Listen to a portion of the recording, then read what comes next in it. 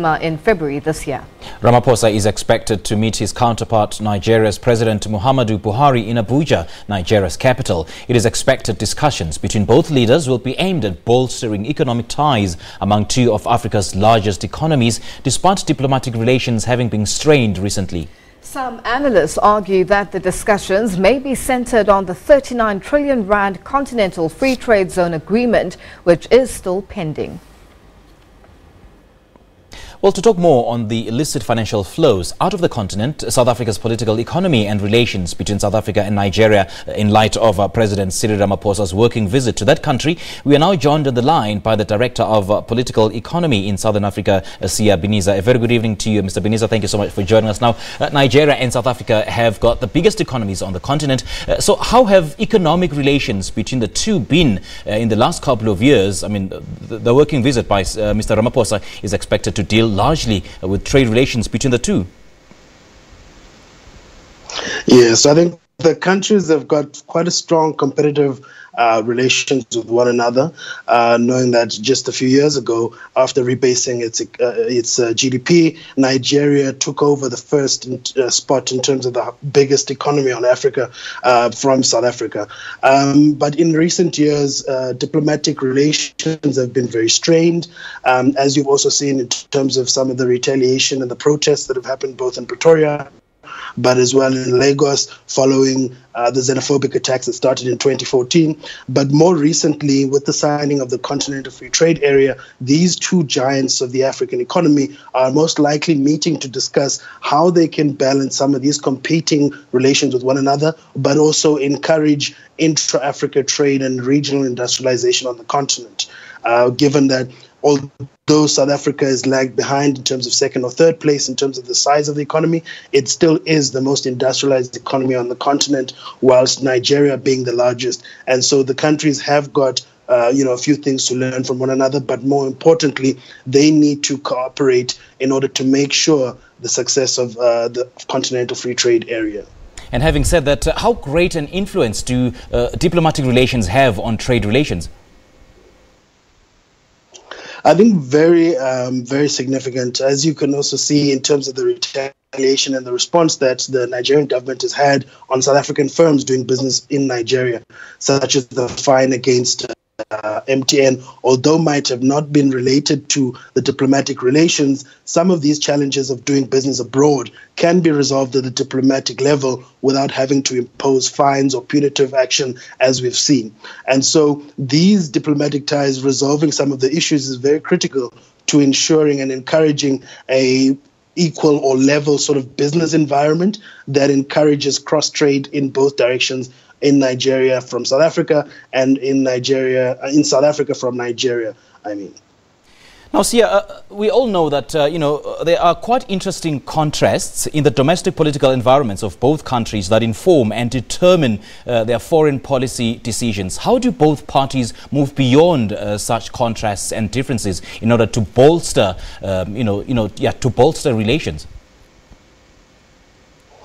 I think the most significant thing is to agree on regional or continental value chains that the two countries want to promote.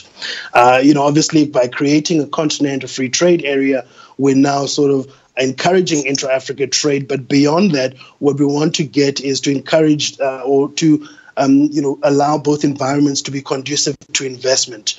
And that's really the crux of what the discussions and the negotiations are about. And so once countries have agreed on the value chains that they want to promote and how they will benefit, given the large scale of the informal sector in Nigeria and a largely formal economy in South Africa, the countries will then be able to cooperate and integrate in one another in continental value chains, because in the current era, production doesn't necessarily take place in one country and inputs come from multiple countries. And so what African countries want to promote is sourcing of inputs from one another and encouraging at least some level of production, depending on the capacity that each country is at, in order to underpin that regional and continental trade and promote regional continental industrialization. Let's talk about the barriers to entry, or rather barriers to trade in both markets. Is it easy for South African businesses, to conduct businesses on either countries?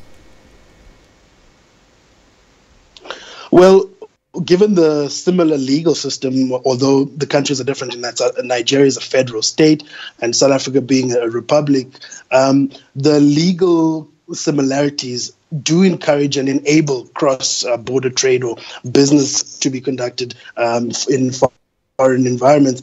But the problem is also adjusting for South African firms into the local market in Nigeria.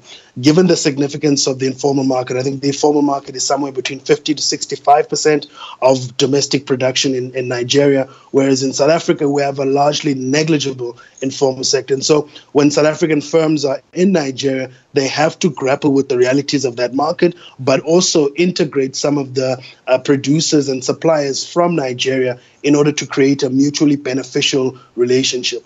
But what we've also seen outside of sort of formal trade and business is a rising importance of South Africa as part of investment in Nigeria. There are a number of investments, both driven by private sector and the public sector in infrastructure, that are also critical to ensuring that the countries get to a level playing ground, at least in terms of their industrial capacity or productive capacity, such that the trade between each other is relatively mutually beneficial.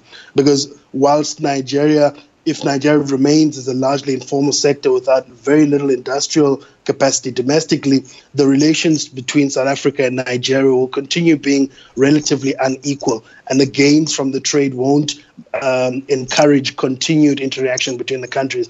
And so when the countries come closer in terms of the industrial capacity, then they maximize the mutual benefit from the international trade as well as business across border. And it looks as if President Ramaphosa is on a charm offensive and reaching out to his neighbors on the continent. Just last week it was Ghana and now it's Nigeria. Does this speak to plans for South Africa's economy in terms of growth and expansion?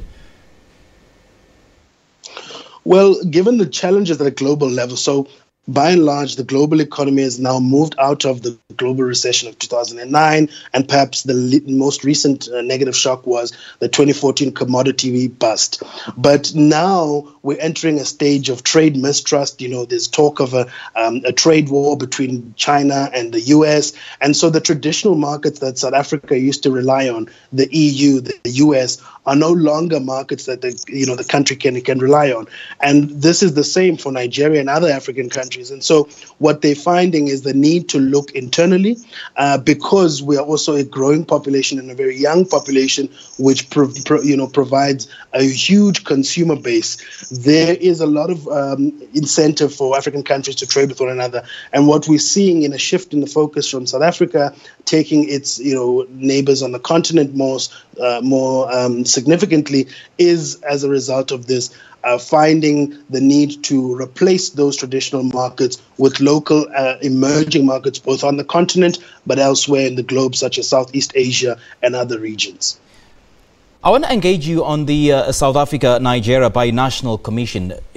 Do you think that its workings and agendas are aligned in a way, that allows for a deeper, more sustained dialogue covering issues of convergence between both countries? Well, I'm not so sure about the functionality of the Binational Commission, but usually these binational commissions really just set an environment. These are usually political arrangements and agreements that are intended to encourage and make conducting of business between the countries easier. They don't necessarily result in private investment or increased intra-trade between the countries. And so really, though, the challenge between Nigeria and South Africa trade is as a result of the different industrial capacities in Nigeria compared to what it is in South Africa, but also as a result of the very different type of local market conditions.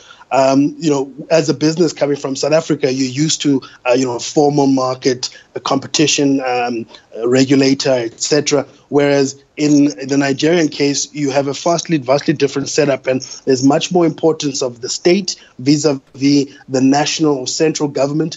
And so these are some of the adjustments that the companies have to do with one another. And I'm not sure that the level of the discussion at the Binational Commission is necessarily taking place at this level, where we can encourage cross-border or regional or continental value chains amongst the countries, because really this is the way in which business operates these days. as opposed to the old model of producing in South Africa, exporting to Nigeria. What we really want to see is South African firms establishing themselves in Nigeria and also sourcing from Nigeria, but also to see some of the excess capital coming from Nigeria and investing in the formal market in South Africa, both in the real economy as well as the stock exchange. Now, Sia, as briefly as you possibly can, talk to us about the illicit financial flows out of the continent. I mean, these have for years been flagged as a problem, not only for the individual countries, but the continent as a whole. I mean, recently, Kenya did announce that Switzerland would be returning monies hidden there. And by returning money thought to be the proceeds of crime back to Kenya, it does appear that Switzerland is sending a message that it's no longer a safe haven for money thought to be the proceeds of crime. How did Switzerland become a haven for those illicit funds? Yeah, look, I think the way in which Switzerland has positioned itself, obviously, is mainly by exploiting its non-obligation to the rest of the world. So it's not part of the EU. It's not really part of any regional bloc that requires it to openly discuss the details and the amounts and assets that its depositors save in the country. Added to that is obviously the benefits in terms of tax with the number of double tax treaties it has. But look, the positive story coming out of Kenya is that misappropriated funds are now being followed after or being recaptured, so to speak. And this is actually a very positive sign on the continent, given the high levels of illicit financial flows that affect Nigeria, particularly because it depends on oil. And even in South African case, where studies have shown over the last decade, between 2000 and 2011, the peaks and averages have been anything between 18 to 25% of GDP in terms of losses in illicit financial flows. But the real challenge of this is the fact that this world operates in a world of confidentiality and hidden information, and it's always very difficult to actually spot out and identify instances of illicit financial flows. And even once that has happened, it's difficult then to track the money, given the confidentiality that countries and financial institutions in Switzerland offer to their depositors.